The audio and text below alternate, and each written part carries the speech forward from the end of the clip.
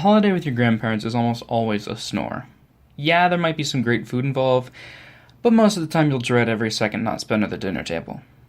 Now imagine you're sitting in the living room with all your family gathered around, your little Grammy sitting in her rocking chair, and she pipes up and says, "You all know I used to be a hitman?" Now, your ears might pop right off of your head at this, but in a second or two you might start thinking, how on earth did she do that? Or, why is she here now? I'm Ethan Brown, and this is Once a Biker.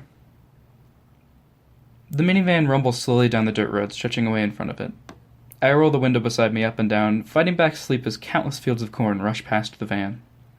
My brother plinks away at his Game Boy, happy little electronic beeps and chirps filling the trip with noise other than the dirt bumping beneath the wheels. My great-grandpa snores from the front seat, as he tends to do. He's a large man, solemn but cheerful, who spent a good fourth of his day grinning with one corner of his lips and chuckling rather than speaking. Despite that, he never manages to stay awake during long car rides with family.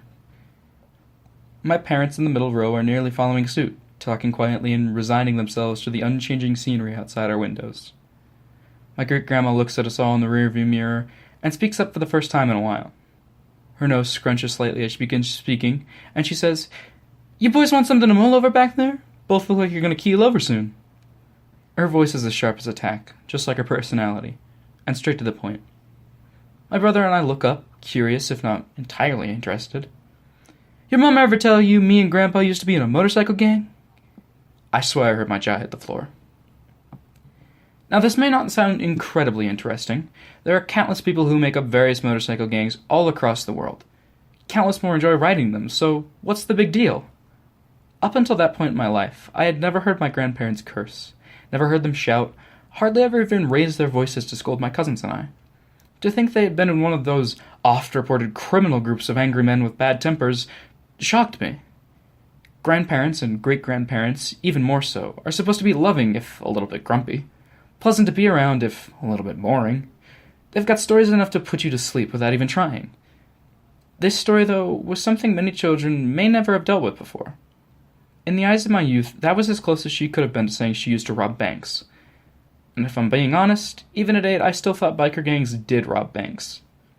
In her light-hearted attempt to wake my brother and I up, she made that solitary trip stick with me much longer than any other had. Children have very vivid imaginations, and on top of that, a very specific view of the world. Their sense of the world is small, and most things are very black and white. Great-grandparents that have been strictly religious as long as you can remember are definitely good. Brownies and cookies are great. Biker gangs, always portrayed as rough and angry and usually drunk, are a bad thing. Through the eyes of a child, these things are simple, but in truth, they hardly ever are. Everyone has a story. Every life is invariably different than the next. This one little tidbit of innocent information was one of the first times the idea of a gray area in life occurred to me. As young as a person may be when this occurs to them, it may take some time to process it. It certainly did for me. The rest of that trip was a very important learning experience. I spent a lot of time in the garage with my dad and great-grandpa, talking about the motorcycles. One thing I had never noticed until I had spent a dreadfully hot afternoon in that grease-stained and humid garage was that my great-granddad smiled with his whole face while he was working on cars and motorcycles. Another was that he talked more than I had ever heard in my whole life when him and my dad started talking about motorcycles. As much a symbol of rebellion as that ever was, the wall of motorcycles sitting in my great-grandfather's garage was probably one of his crowning achievements, something I had shied away from countless times before.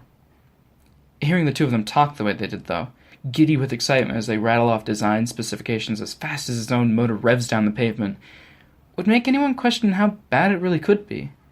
Hacks, bobbers, dives, 100 more lingo terms most people would hardly ever understand. Here sit these two lifelong mechanics, having a field day just looking at the thing, let alone riding it. Everything carries a stigma with it, good or bad. Plenty of times, though, that stigma turns out to be hardly applicable. If nothing else, I understood why my grandparents had decided to make this a large part of their lives, but I still didn't understand how they came to be the sweet old people I had always known and loved. Their personalities had always seemed so permanent. Later along during this trip, my grandmother was out in her garden. Sprawling a good 20 feet from the back of her house, it was a veritable jungle from the eyes of a child. Her head bobbed up and down as she bent beneath the rows of ripe red strawberries and tantalizing rhubarb. Tomatoes crept up stabilizing rods of metal, and off along the edges watermelon slowly grew and grew.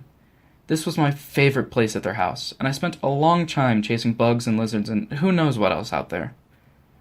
After everything that had been said that day, though, most anyone would have found it a bit surreal. My grandmother sat me down after a while and talked to me about the garden, how it grows and changes, and from there back to the motorcycles. I remember the noise, the bike going vroom underneath of us, but the wind, that was what made it special.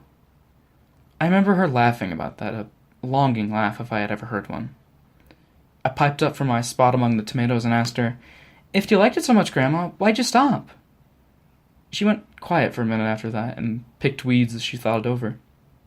When she finally did speak up again, the laugh was a distant thought in my mind. "Because it almost killed me, Gary and I. A few of our old friends had died going around this ugly little bend in the road a few years back, and we crashed in the same place. It was a sign if I'd ever saw one." Straight to the point, as always. I took that story to heart for a very long time. On the trip home, she talked more about how it opened their eyes to what they were really doing. And for my great-grandpa's quiet seat in the front, he elaborated, "What would we be leaving behind if we did get hurt again?